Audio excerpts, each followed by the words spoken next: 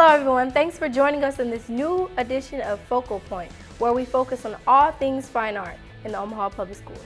I'm Nation. And I'm Celine. In this episode of Focal Point, music sprouts from a unique group of OPS students. And an Omaha boxing champion returns to his roots as a celebrated role model at his former school. But first, we begin with a behind-the-scenes look at a unique Burke High musical.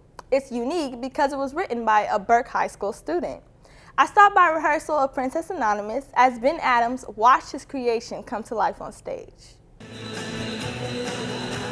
The production of Princess Anonymous is a political commentary on the use of censorship in America using Disney princesses. And you're not even one of the good princesses. You know, I came up with the idea when we were using, it was actually in middle school. We were in our playwriting unit in drama, and we had to do a simple 5-scene one-act.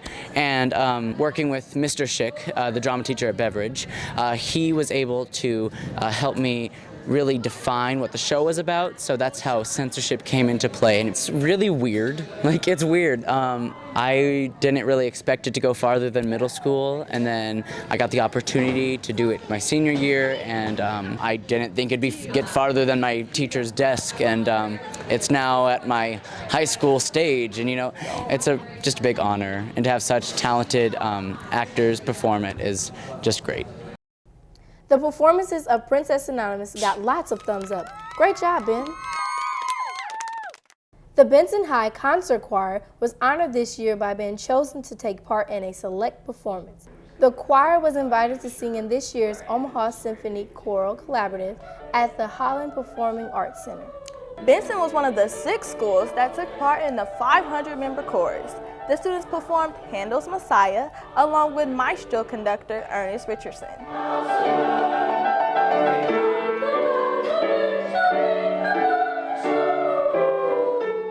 Speaking of talented performers, have you seen the String Sprouts? I've heard a lot about them lately. Because they're awesome. Focal Point's Daryl Hogan paid a visit to these young violinists to see why so many are in tune with this increasingly popular program. Ready, go!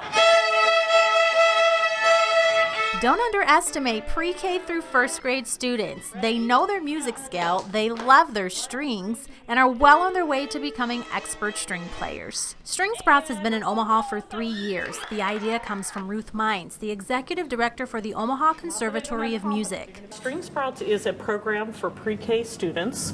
They start when they're either 3 or 4 years old, and we take them all the way through 3rd grade. We provide them with a violin instrument, or cello, or viola, or bass later on in the program that fits their size, and free music lessons for the entire 5 years of the program.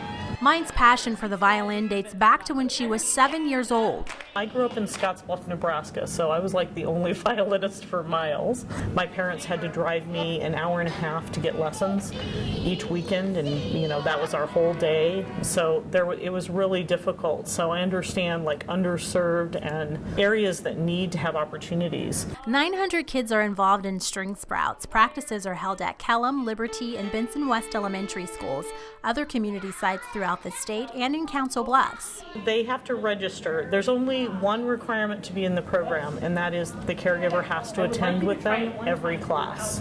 While the free music education program aims to change the lives of children in underserved areas, it also has a tremendous impact on the parents. I played the violin throughout school, so I'm kind of biased to it, and I wanted her to learn the same thing because I kind of thought it helped give her some structure and learning something new. Well, they expect us to practice with them every day. It's been a little more challenging for me because I never played an instrument, so I feel like I've learned a lot too. Joy Dahl's daughter, Claire, will soon be in pre-K. While Claire is a little camera shy, when it comes to the violin, she's up front and center, ready to play. And she got her hands on the violin and then she kept begging me to play. Thank goodness we got in because she really loves it. At the age of 3, 4, 5, and 6 years old, these students already understand the value of practicing. The violin is for practicing and I like practicing. From the age of 3 to 5, if you don't capture certain skills, it's really hard to get them later. So it's really valuable to get in there and have them doing the right and the left hand coordination and learning to follow directions, and it's fun working with the kids. They're really, really amazing. I told you they were awesome. If you'd like to learn more about the String Sprouts, visit the Omaha Conservatory of Music's website at omahacm.org. He was once an OPS student, now he's a world champion boxer. But he hasn't forgotten his roots. Bud Crawford recently paid a visit to his former school, Miller Park Elementary, as the school dedicated a mural of him on their gymnasium wall. The mural is titled "The Fight for Greatness." It's a reminder to students that hard work and commitment can lead to greatness. The objective of the mural was to basically depict an icon that can inspire children to, do better for themselves, to, aspire to be greater. So my idea, they wanted to do like a Martin Luther King or, an older figure, but I felt like a younger guy who's on top of the world right now would be a great fit. So. Bud Crawford is also a graduate of North High Magnet School. Students at Indian Hill Elementary are enjoying a new mural as well. This one celebrates the unique cultural diversity of Omaha, specifically in South Omaha. The ordinariness of your life is majestic and poetic. When you drive past Indian Hill Elementary, you'll notice a once empty wall now filled with color and words that paint a story. This whole project is something that Emiliano Lerda from Justice for Our Neighbors and I started working on about 2 years ago or so. The project is called New Nebraskans. It began with the idea of using public murals to show diverse faces of immigration in Omaha. Seeing the need to put a human face and a human perspective to an issue that is often too abstract, like immigration. It's a big issue, and sometimes people forget that there are individuals, families behind this issue, and these individuals are our friends, our neighbors, and they contribute to our community in many different ways. Artist Waddy White created these murals and interviewed the individuals depicted on this wall. One of the models is a woman who had been a member of the Intercultural Senior Center in South Omaha. The other two models are students at Indian Hill Elementary. Sandra here was so quiet, and almost every question I would ask her, the answer would be like one word or 2 words, like yes, no. And then she told me this story about her favorite fairy tale, Cinderella. She told me, went into all this kind of peculiarly noticed details about the dresses. So Cinderella's story was my favorite fairy tale. So he wrote it down on the wall and wrote what I want to be when I grow up is fashion designer because I love dresses. She started talking about wanting to have a dress shop in Paris and to be the designer. As a way to involve the public, White calls for the models in the school to participate in the creation of this mural.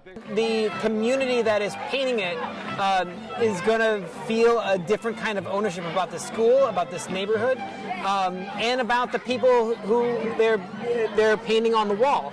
It's a permanent symbol that these students and their families can always appreciate years down the road. Part of the idea is that we locate the mural as close to where the model lives as we can, so that it becomes not just a fancy thing that somebody gets to look at, but something that person who's modeling and their family and their neighbors and their peers all see and understand as like a very vital part of that community.